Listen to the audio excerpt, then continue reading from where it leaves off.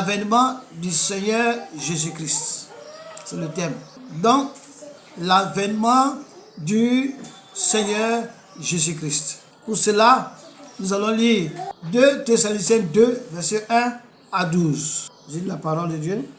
Pour ce qui concerne l'avènement de notre Seigneur Jésus-Christ et notre réunion avec lui, nous vous prions, frères, de ne pas vous laisser facilement ébranler dans votre bon sens et de ne pas vous laisser troubler, soit par quelques inspirations, soit par quelques paroles ou par quelques lettres qu'on dirait venir de nous, comme si le jour du Seigneur était déjà là. Que personne ne vous séduise d'aucune manière, car il faut que l'apostasie soit arrivée auparavant et qu'on ait vu paraître l'homme du péché, le fils de la perdition, l'adversaire qui s'élève au-dessus de tout, ce qu'on appelle Dieu ou de ce qu'on adore, jusqu'à s'asseoir dans le temple de Dieu, se proclamant lui-même Dieu. Ne vous souvenez-vous pas que je vous disais ces choses lorsque j'étais encore avec vous? Et maintenant, vous savez ce qui le retient, afin qu'il ne paraisse qu'en son temps. Car le mystère d'iniquité est agi déjà. Il faut seulement que celui qui le retient encore ait disparu. Et alors paraîtra l'impie, que le Seigneur Jésus détruira par le souffle de sa bouche et qu'il anéantira par l'éclat de son avènement. L'apparition de cet impie se fera par la puissance de Satan, avec toutes sortes de miracles, de signes et de prodiges mensongers, et avec toutes les solutions de l'iniquité pour ceux qui périssent, parce qu'ils n'ont pas reçu l'amour de la vérité pour être sauvés. Aussi, Dieu leur envoie une puissance d'égarement pour qu'ils croient aux mensonges, afin que tous ceux qui n'ont pas cru à la vérité, mais qui ont pris plaisir à l'injustice, soient condamnés. Donc, je parle ici de l'avènement de notre Seigneur Jésus. Qu'est-ce qui doit arriver avant que le Seigneur Jésus n'arrive? Il y a des choses qui doivent se produire. Il y a des choses qui doivent arriver d'abord, avant que le Seigneur ne vienne. Il y a beaucoup. Il y aura les intempéries, il y aura les guerres, il y aura plein de choses. Mais qu'est-ce qui va arriver? Qu'est-ce qui va précéder la venue de notre Seigneur Jésus? Nous allons citer les différentes étapes. Les étapes préludes à l'avènement du Seigneur. Ça veut dire tout ce qui doit arriver avant que le Seigneur n'apparaisse. Premièrement, on aura quoi? L'apostasie. On a dit tout à l'heure que premièrement, on aura l'apostasie. Mais l'apostasie, ça veut dire quoi? L'apostasie, c'est l'abandon public de la foi. L'abandon en grande échelle de la foi. Pour faire quoi? Pour adopter une autre foi, une autre doctrine. Renoncer à la foi, à la doctrine de Dieu. Donc, c'est ça qu'il s'agit. Il y aura l'abandon de la foi. Public, en grand, les gars vont dire publiquement que moi je supplie Jésus. Que tout ça c'est mensonge. Beaucoup de personnes vont abandonner. Et tous ceux qui vont abandonner, ils vont aller adopter une autre doctrine. Ils vont renoncer à la foi, ils vont renoncer à la doctrine de Jésus, à la parole de Jésus, à l'évangile, pour aller suivre une autre doctrine, une autre foi. C'est ça qu'on appelle l'apostasie. Il y aura aussi l'apparition de l'homme du péché. L'homme qui est la base du péché. L'homme qui pousse les gens à aller dans le péché. L'homme qui pousse les gens à fuir Dieu, à ne pas obéir à Dieu, à se rebeller contre Dieu. Celui-là, l'homme du péché, il va apparaître. C'est-à-dire qu'il va venir dans ce monde. Et on va le voir. Tout le monde va le voir. Mais quand il viendra, il ne dira pas « Je suis l'homme du péché ». C'est moi qui pousse les gens au péché. Il ne dira pas ça. Non. Et cet homme-là, on l'appelle quoi? Qui? L'Antichrist. On va lire 2 Thessaloniciens 2, verset 3. Que personne ne vous séduise d'aucune manière, car il faut que l'apostasie soit arrivée et qu'on ait vu paraître l'homme du péché, le fils de la perdition. Donc il faut qu'on ait vu d'abord, il faut que l'apostasie paraisse d'abord, que ça vienne. Je vous expliquer déjà l'apostasie, que l'abandon public de la foi pour en adopter une autre. Amen. Une autre doctrine. Renoncer à la foi de Jésus. Renoncer à la doctrine de Jésus. Renoncer à l'évangile. Adopter une autre quoi? Foi. Il faut qu'il y ait l'apostasie. Et après l'apostasie, l'homme du péché va apparaître, qu'on appelle l'antéchrist. Il va apparaître. Le fils de la perdition. C'est l'homme qui conduit les hommes à la perdition. C'est l'homme qui conduit les hommes à la mort. C'est l'homme qui conduit les gens dans le péché. C'est lui-là qui est la source du péché, qui s'oppose, qui pousse les gens à être rebelles à Dieu. L'homme du péché, l'homme de la perdition. Ensuite, en troisième position, va venir l'abomination de la désolation. Qu'est-ce que ça veut dire? L'antéchrist va s'asseoir dans le temple de Dieu pour se proclamer lui-même Dieu. Dieu dit que c'est une abomination, que c'est une désolation, que le diable lui-même va s'asseoir dans le temple de Dieu. Il dit, à partir d'aujourd'hui, c'est moi, je suis Dieu. Là, c'est proclamer Dieu. C'est ça qu'on appelle l'abomination de la désolation. Donc, l'antéchrist va s'asseoir dans le temple de Dieu pour se proclamer lui-même Dieu. On va lire ça encore dans 2 Thessaloniciens 2, verset 4. L'adversaire qui s'élève au-dessus de tout, ce qu'on appelle Dieu, ou de ce qu'on adore, jusqu'à s'asseoir dans le temple de Dieu, se proclamant lui-même Dieu. Tout ça, ça doit arriver avant que Jésus ne vienne. On va lire un peu Matthieu 24, verset 15. C'est pourquoi, lorsque vous verrez l'abomination de la désolation dont a parlé le prophète Daniel, établi en lieu saint, que celui qui lise fasse quoi? Attention. Donc c'est la même chose qui a été dit dans Thessaloniciens que Paul a dit. Il dit que lorsque vous allez voir que le diable vient s'asseoir dans le temple pour se proclamer lui-même Dieu, c'est ça que Dieu appelle l'abomination, la désolation. Il dit que quand vous allez voir ça, il faut faire très attention. Ça veut dire que le retour du Seigneur est en chemin. Lorsque vous allez voir ça, il faut faire très attention. Que celui qui lit la Bible, il n'a qu'à faire très attention. Que lui, celui qui médite, il n'a qu'à faire très attention. Celui qui prie, il n'a qu'à faire très attention. Celui qui enseigne, il n'a qu'à faire très attention.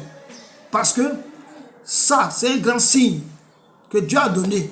Lorsque vous allez voir le diable s'asseoir dans le temple, se proclamer lui-même Dieu, il faut faire très attention. Ça veut dire que c'est fini. Donc, on va continuer encore pour lire Marc 13, 14. C'est la même chose encore. Donc, Marc a parlé de ça, Daniel a parlé de ça, Paul a parlé de ça, Matthieu a parlé de ça. Dans Marc 14, verset 13. Marc 13, verset 14, pardon. Marc 13, verset 14. Lorsque vous verrez l'abomination de la désolation établie, là où elle ne doit pas être, que celui qui lise fasse attention. Alors, que ceux qui seront en Judée fuient dans les montagnes. Ça veut dire que lorsqu'il va s'asseoir dans le temple, c'est alors qu'il va commencer ce sale désordre, qu'il va commencer la persécution, qu'il va commencer à persécuter. Et la Bible dit que, il dit aux Juifs, dans ceux qui seront en Judée, de fuir pour aller dans les montagnes. Ceux qui sont en Jérusalem, dans la tribu de Judas, qui sont à Jérusalem, et à se cacher dans les montagnes. Parce que c'est là que le diable va se lever. C'est là que le diable va commencer à être en colère. On va continuer. Verset 37. Rapidement, Daniel 11, verset 37. Il n'aura égard ni au Dieu de ses pères, ni à la divinité qui fait les délices des femmes. Il n'aura égard à aucun Dieu, car il se glorifiera au-dessus de nous. Donc ce gars-là, c'est lui. Il va respecter personne. Il n'aura la crainte de personne, ni de Dieu. Il va se proclamer lui-même Dieu, se faire passer pour Dieu. La Bible dit que lorsqu'on va voir ça, nous qui lisons la Bible, là, de faire très attention. Quatrièmement, ce sera la grande tribulation maintenant. La persécution contre Israël et contre l'Église. Ça, c'est le dernier pas. Lorsqu'il va commencer à attaquer Israël, commencer à attaquer l'Église, la Bible dit que ça, la tribulation, ça fait partie du dernier pas avant l'avènement du Seigneur. Pourquoi le diable n'apparaît pas maintenant? Parce que il faut que quelque chose soit fait avant qu'il vienne. 1. 2. Qu'est-ce qui retient notre Seigneur Jésus? Tout ce qui a été mentionné là, voici tout ce qui retient le Seigneur. On va lire 2 Thessaloniciens 2, 6 à 8. Et maintenant vous savez ce qui le retient, afin qu'il ne paraisse qu'en son temps.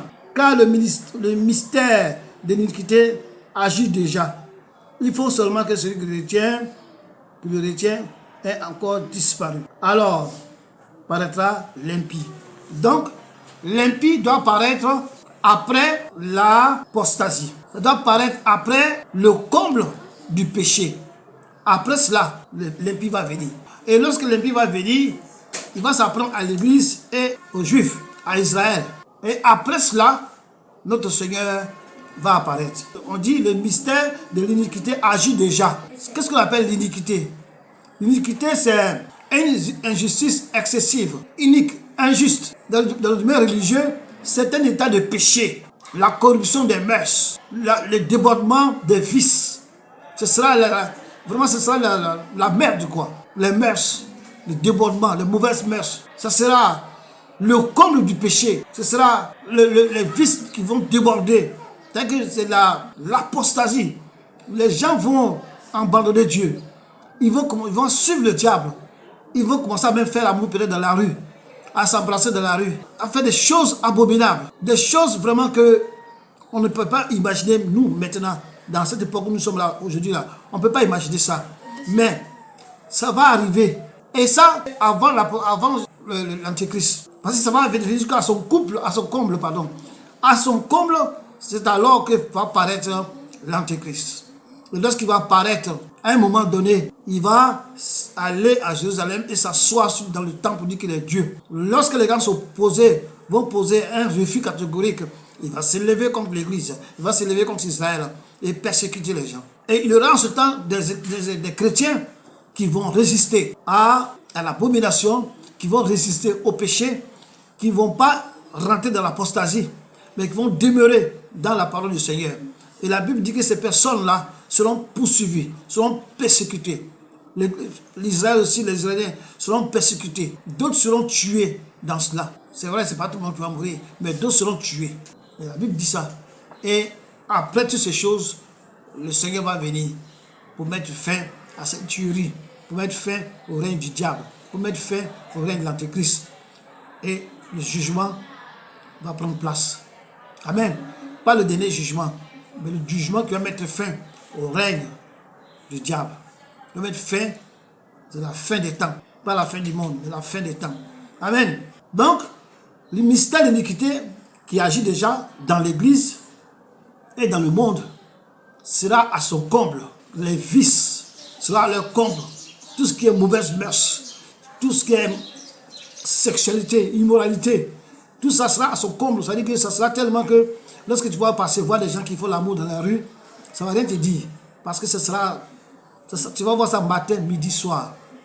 Mais des gens qui vont résister à cela, des chrétiens qui vont résister à cela, qui vont suivre la voie du diable. Donc après le mystère de l'iniquité, l'impie apparaîtra. L'impie va apparaître. C'est quoi l'impie? L'impie, c'est quelqu'un qui ne croit pas. C'est un incroyant. C'est un blasphémateur. C'est quelqu'un qui a du mépris de la religion, qui offense les choses considérées, qui offense les choses sacrées de Dieu. Il foule aux pieds tout ce qu'on appelle Dieu. Il foule aux pieds tout ce qu'on appelle les choses sacrées, l'église, l'autel, tout ça, il s'en fout de ça. Amen. Il a du mépris pour Dieu, il a du mépris pour les chrétiens, il a du mépris pour la religion. C'est celui-là qu'on appelle l'impie. C'est un incroyant patenté. C'est un blasphémateur. Amen. C'est celui-là qu'on appelle du mépris. Donc, après le mystère de l'iniquité, l'impie va apparaître. Lui qui déteste Dieu, le blasphémateur, lui qui a le mépris de la religion. Tous ceux qui croient en Dieu, ceux-là seront ses adversaires. Ceux-là vont les combattre. Ceux qui aiment Dieu, ceux qui aiment Jésus, qui aiment la parole de Jésus, ceux qui parlent de Jésus, ceux-là, il ne les aime pas. Parce qu'il est contre la religion. Il est contre Dieu. Voilà. Donc, après le mystère de l'iniquité, l'impie va apparaître. Le mystère de l'iniquité agit déjà par toutes sortes d'enseignements des démons. Lorsque tu vois dans l'église, où tu vois les gens, les femmes qu'on lave dans l'église, ça c'est ça. C'est ça qui commence comme ça. Il y a des pasteurs qui lavent les femmes dans l'église. Il y a des pasteurs qui pommadent les femmes dans l'église, en présence de toute l'église, les pommadent avec de l'huile sainte. Des pasteurs qui se lavent et les gens prennent l'eau de son bain pour aller faire, d'après eux, pour aller se purifier. Il y a plein de choses qui se passent dans l'église. Il y a une église en Afrique du Sud où on boit Dans l'église, on boit la bière. L'église de la bière. Ça, c'est le début de l'apostasie. C'est le début des, comment on appelle ça, des vices, de l'immoralité. Ça, c'est le début, ça. Mais on dit, quand le mystère de l'iniquité va apparaître, jusqu'à aller à son comble, il y a des choses que, quand tu es chrétien, là, tu ne pourras pas supporter. Mais la Bible dit que beaucoup de personnes vont suivre ça. La doctrine des démons va apparaître dans l'église. Les pratiques de la sorcellerie va apparaître dans l'église. La franc-maçonnerie va apparaître dans l'église. Le New Age est déjà va apparaître dans l'église. Toutes ces choses-là seront dans l'église. Les gens vont pratiquer ça. Les gens, ça sera accepté. Mais les vrais chrétiens, les enfants de Dieu, ceux-là qui sont élus pour le ciel, ils vont rejeter ça. Ils vont fuir ça. Et tous ceux-là qui vont faire ça seront la cible de l'impie. Seront la cible de l'antéchrist. La religion mondiale qui viendra par l'antéchrist. Donc, lui, il va créer lui-même sa propre religion. Que tout le monde doit suivre. Il n'aura plus à faire des chrétiens, il n'aura plus à faire des protestants, ni des musulmans, ni des bouddhistes, ni de quoi que ce soit. Il aura une seule religion. Et cette religion-là, c'est pour adorer l'impie. Aujourd'hui, je ne vais pas rentrer dans tout ça. Je suis là souvent pour dire les préludes, les étapes, tout ce qui va arriver avant que Jésus vienne. Je ne vais pas parler des œuvres de l'impie, mais il y a beaucoup de choses à dire avant l'arrivée du Seigneur.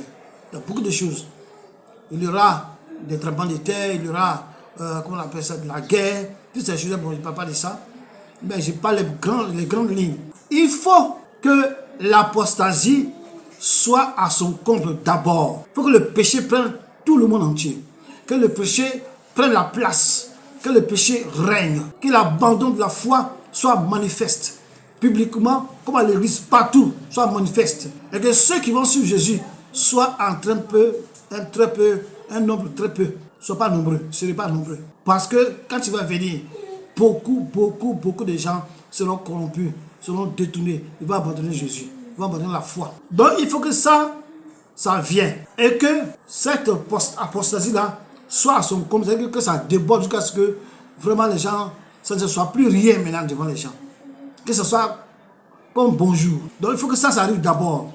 Alors apparaîtra l'impie. Le mystère de l'iniquité, c'est le comble de l'apostasie. Donc le comble de l'apostasie préparera le terrain de l'impie.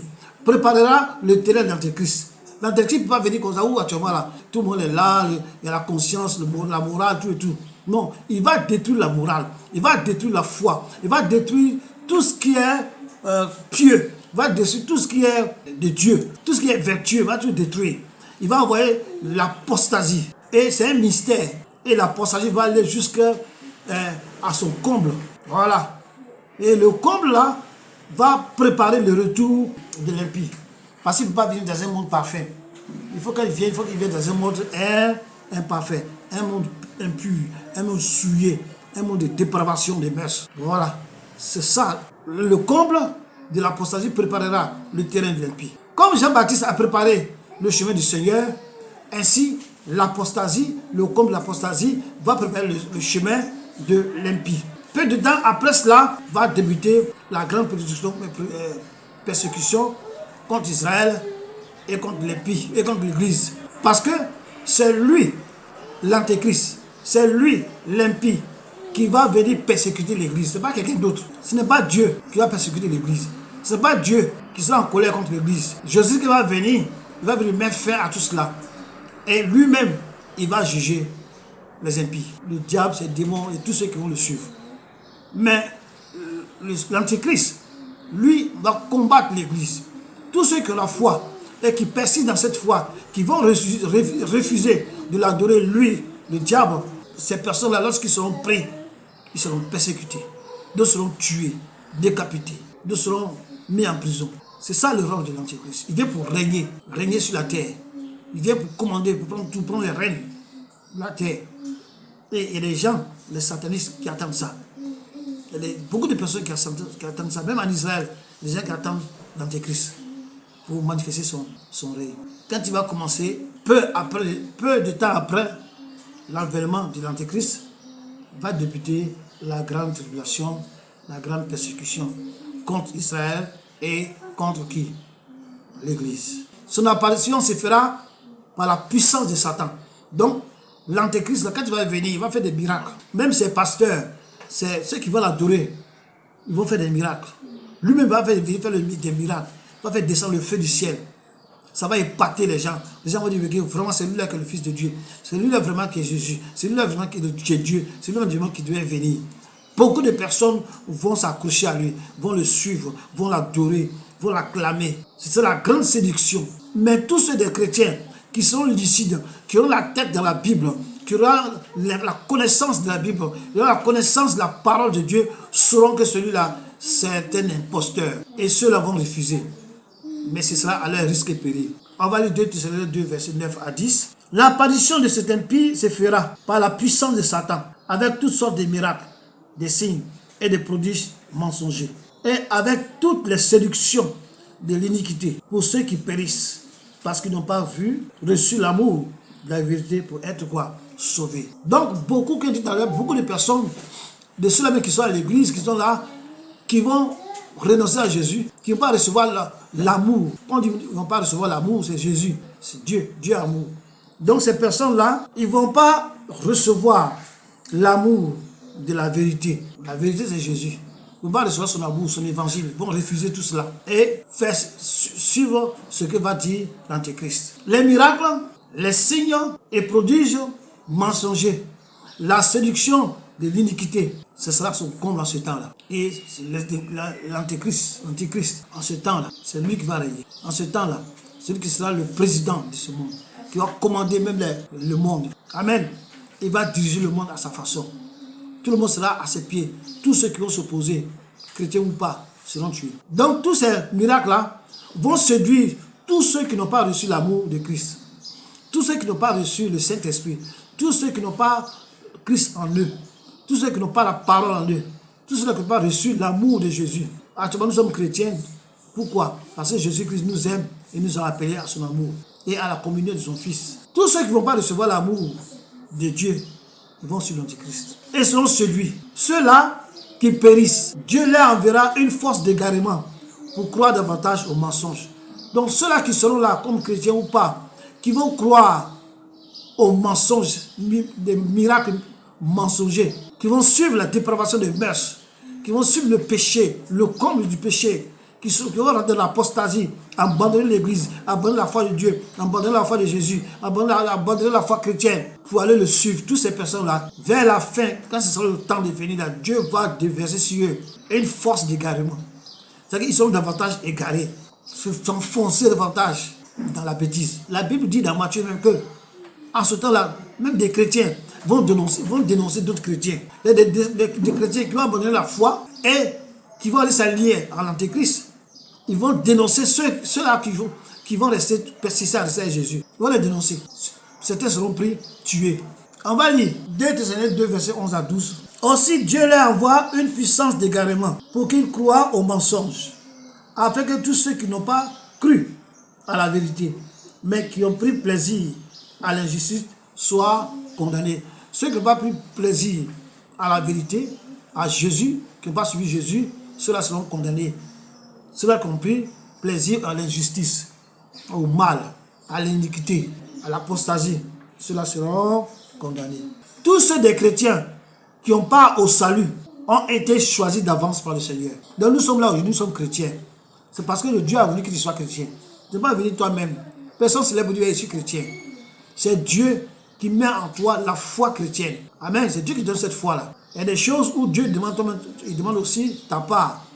Mais, en ce qui concerne la foi pour être sauvé, c'est Jésus-Christ qui donne cette foi-là, qui met l'amour dans ton cœur pour l'aimer, pour que tu reçois l'amour de Christ. Et en toi, il met aussi l'amour pour lui. Donc, ces gens-là, en qui Dieu a mis l'amour, tous les chrétiens qui n'ont pas au salut, qui ont été choisis d'avance par le Seigneur.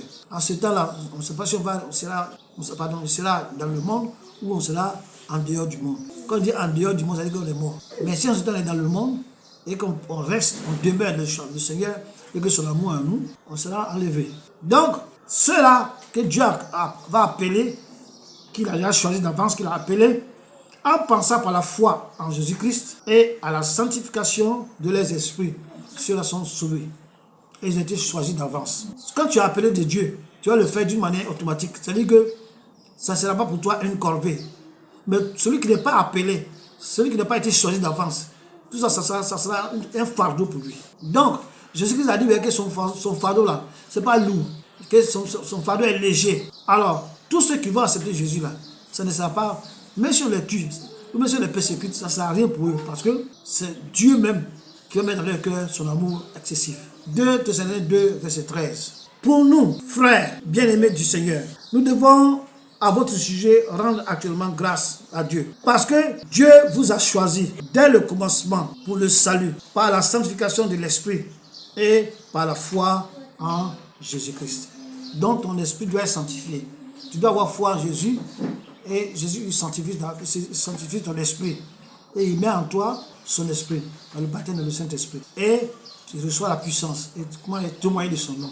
Et en ce temps-là, ceux qui ont témoigné du nom de Jésus, beaucoup seront tués. Parce que ça sera le temps des messes, de mauvaises messes, de l'apostasie. Et toi, tu vas venir parler de Jésus, les gens seront persécutés. On va lire encore un verset. 2 Thessaloniciens 1, 4. Aussi, nous glorifions-nous de vous dans les églises de Dieu, à cause de votre persévérance et de votre foi au milieu de toutes vos persécutions et des tribulations que vous avez à supporter.